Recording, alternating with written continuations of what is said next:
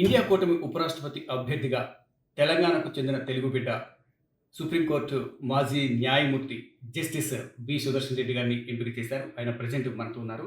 వారిని అడిగి ఆయనకి ఏమనిపిస్తుంది ఉపరాష్ట్రపతి అభ్యర్థిగా ఇండియా కూటమి ప్రకటించడం పట్ల ఆయన అభిప్రాయం ఏంటనేది వారి మాటలో తెలుసుకున్నాం.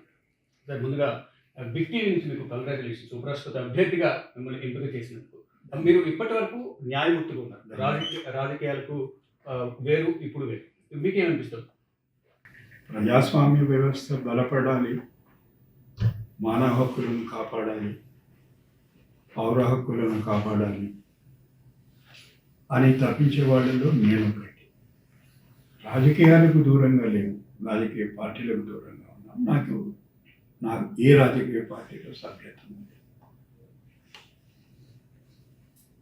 బహుశా అదే కారణమే వాళ్ళు కూడా రాజకీయ పార్టీలో లేనటువంటి ఒక అభ్యర్థిని వాళ్ళు ప్రతిపాదిస్తే బాగుంటుందేమో అనుకొని నన్ను అడిగిందని నేను అనుకోను. ఈ ఉపరాష్ట్రపతి అభ్యర్థిగా మిమ్మల్ని ప్రకటించడంలో రేవంత్ రెడ్డి గారి పాత్ర కూడా కీలకంగా ఉంది. ఆయన అభిప్రాయం తీసుకున్నారనేది ఒక ప్రధానంగా ప్రచారం జరుగుతుంది. ఎంతవరకు రేవంత్ రెడ్డి గారు?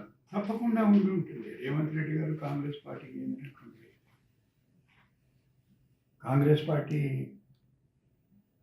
ప్రధానమైనటువంటి పాత్ర వహించే పార్టీ ఇండియా కూటమి. రేవంత్ రెడ్డి గారు రాష్ట్రానికి ముఖ్యమంత్రి. ఆయన ప్రమేయం లేకుండా ఎందుకు? ఆయన ప్రమేయం ఎంతవరకు ఉంది, వాళ్ళ మధ్యన జరిగిన చర్చలు ఏమిటి అనే విషయం మీద మనం ఎట్లా మాట్లాడుతాం, నేనెట్లా మాట్లాడతాను. సార్, ప్రజెంట్ చూసుకుంటే బలాబలాలు ఇండియా కూటమి, ఎన్డీఏ కూటమి. ఎన్డీఏ కూటమి పూర్తి స్థాయి బలం ఉంది. ఇటు ఒక ప్రచారం జరుగుతుంది. తెలుగు బిడ్డకు తెలుగు రాష్ట్రాల్లో ఉన్న అందరూ మద్దతు, ఇటు రాజ్యసభ కానీ లోక్సభ కానీ అందరూ మద్దతు తెలపాలనేది రేవంత్ రెడ్డి పిలుపునిచ్చారు. అందరూ కూడా ఆలోచించి ఇప్పుడు ఎన్నికల్లో ఓటు వేయాలని రేవంత్ రెడ్డి పిలుపునిచ్చారు. మీరు నా మనసులో ఉన్న మాటనే మీరు ప్రశ్న రూపకంగా అడిగారు. ఆత్మసాక్షిగా వాళ్ళు బేరీజు వేసుకొని ఈయన తగినటువంటి అభ్యర్థి అని వాళ్ళు నిర్ణయం చేసుకున్నారు. నా అభ్యర్థిత్వాన్ని వాళ్ళు సమర్థిస్తూ అంతకన్నా కాదు. వాళ్ళకు మీకు ధన్యవాదాలు చెప్పడం తప్ప అది వాళ్ళు అంటే ఉపరాష్ట్రపతి అభ్యర్థిగా మిమ్మల్ని ఎంపిక చేశారు. అసలు ఉపరాష్ట్రపతిగా ఏ విధంగా వ్యవహరించారంటారు? అంటే గతంలో మనం చూసుకుంటే జగదీప్ ధన్కర్ను అర్ధాంతరంగా తప్పించారనేది ఒక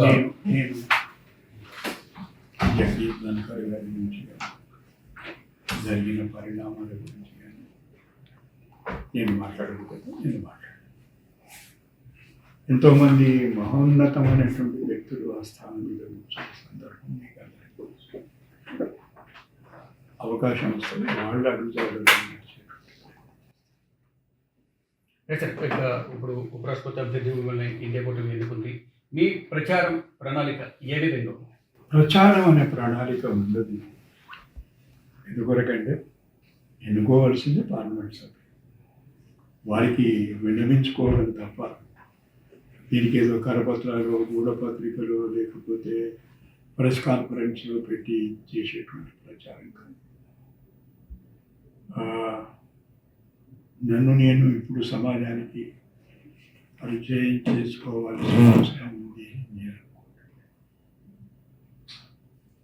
ఇప్పుడు పార్లమెంట్కి వెళ్ళబోతున్నారా? అందరినీ కలవబోతున్నారా? మీతో మాట్లాడిపోవాలి. మీరు అడిగారు కనుక మీకు అంటే ఎవరెవరిని కలవబోతున్నారు? అన్ని పార్టీల వాళ్ళని? అన్ని పార్టీల వాళ్ళు. ఇప్పుడు సమావేశం మాత్రం ఇండియా కూటమి సమావేశం. దాంట్లో ఎన్నో పార్టీలు ఉన్నాయి, వాళ్ళందరినీ కలుస్తుంది. ఇప్పుడు ప్రధానంగా తెలుగు, తమిళ అనే ఒక తీసుకొస్తున్నారు. సిపి రాధాకృష్ణ గారు తెలంగాణ సంబంధించి రాధాకృష్ణ గారు భారత పౌరుడు, నేను భారతదేశం పౌరుడు. ఉన్నది ఒకే పౌరుడు, మనదంతా ఒకే దేశం. ఈ తమిళం వర్సెస్ తెలుగు, తెలుగు వర్సెస్ మంచిది. ఆ సంభాషణనే మంచిది. ఆయన ఆ ప్రాంతానికి చెందిన వాడు, నేను ఈ ప్రాంతానికి. నామినేషన్ ఎన్ని గంటలకు అయిపోతుంది? ఆ విషయం గురించి ఇక నాకు సమగ్రమైనటువంటి సమాచారం లేదు. ఇప్పుడు కొన్ని నిమిషాలు తెలుసు. మీరందరూ ఉంటారు కదా. మళ్ళీ నామినేషన్ ఇచ్చిన తర్వాత మీకు ఓవరాల్గా ఏం చెప్పాలనుకుంటున్నారు? ఇప్పుడు వరకు మీరు ఒక న్యాయమూర్తులు ఉన్నారు, ఆ రంగం వేరు, ఇప్పుడు రాజకీయ పార్టీలు వేరు. ఇప్పుడు మీరు ఏం చెప్పదలుచున్నారు? ఇది రాజకీయ పార్టీమైనటువంటి వ్యవస్థనే కాదు. రాజకీయ పార్టీలకు చెందినటువంటి ప్రజాప్రతినిధులు ఎన్నుకుంటారు కనుక ఆ వ్యవస్థను కూడా మనం రాజకీయ వ్యవస్థ. ఇదివరకు ఏం చేసిందో ఇప్పుడు కూడా అదే చేస్తాం. నిష్పక్షపాతంగా ఉండడం, రాజ్యాంగాన్ని అమలు చేయడం, రాజ్యాంగాన్ని గౌరవించడం, అదే ఉపరాష్ట్రపతి చేయాల్సి అని అదే పని చేస్తాం. Thank you sir. మొత్తంగా చూసుకుంటే ఎన్డీఏ కూటమి తనని ఇండియా కూటమి తనని ఉపరాష్ట్రపతి అభ్యర్థిగా ప్రకటించడం చాలా సంతోషంగా ఉంది. నిష్పక్షపాతంగా ఉపరాష్ట్రపతి పదవి అంటే ఇది రాజకీయాలకు అతీతంగా ఉంటుంది. నిష్పక్షపాతంగా పనిచేయాలి. ఆ విధంగా నేను పనిచేస్తాను. అందరినీ పార్లమెంట్కి వెళ్ళి అన్ని పార్టీల వారిని నేను మద్దతు కోరానని అడుగుతానంటూ, మద్దతు ఇవ్వాలని నేను కోరుతానంటూ కూడా జస్టిస్ సుదర్శన్ రెడ్డి గారు విక్టివ్తో మాట్లాడుతూ తెలిపారు. కెమెరామెన్ కనీకుమార్తో శివ, విక్టివి, న్యూఢిల్లీ.